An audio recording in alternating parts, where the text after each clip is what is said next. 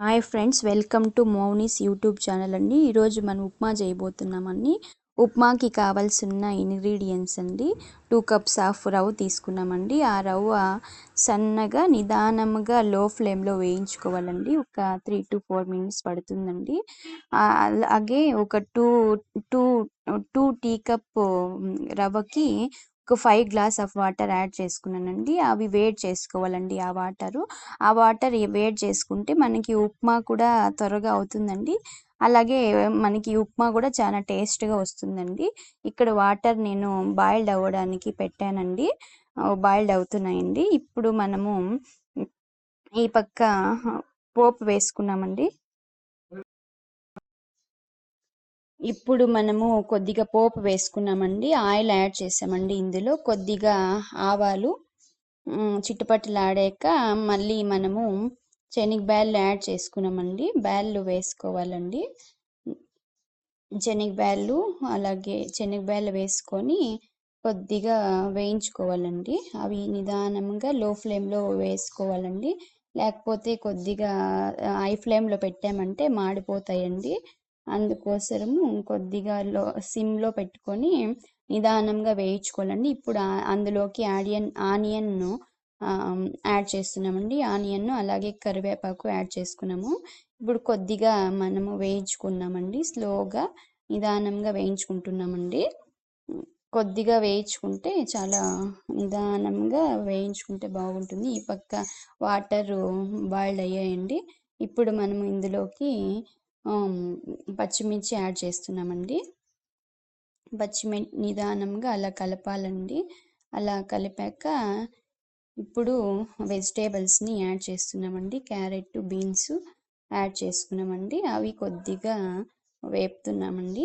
స్లోగా నిదానంగా లో ఫ్లేమ్లో వేగాక ఇప్పుడు ఇందులోకి ఇందాక వేయించుకున్న రవ్వని వేసేస్తున్నామండి. ఈ పోపులోకి ఇలా రవ్వ వేయడం వల్ల చాలా ఆ పోపు ఫ్లేవర్ అంతా ఆ రవ్వ పీల్చుకుంటుందండి. ఉప్మా కూడా చాలా టేస్ట్గా వస్తుంది. ఇందులోకి రవ్వ యాడ్ చేసి ఒక వేయించుకొని ఇందులోకి వేయించుకుంటే చాలా బాగుంటుందండి.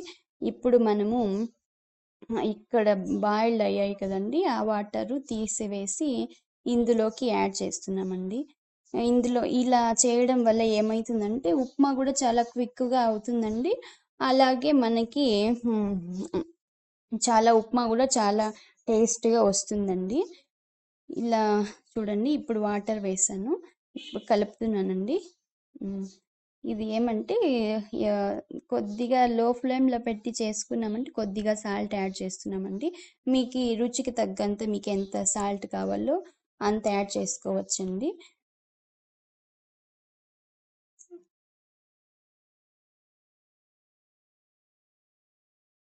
ఇప్పుడు వాటర్ యాడ్ చేశానండి. లో ఫ్లేమ్లో పెట్టేశాను. కొద్దిగా ఉడుకుతుందండి.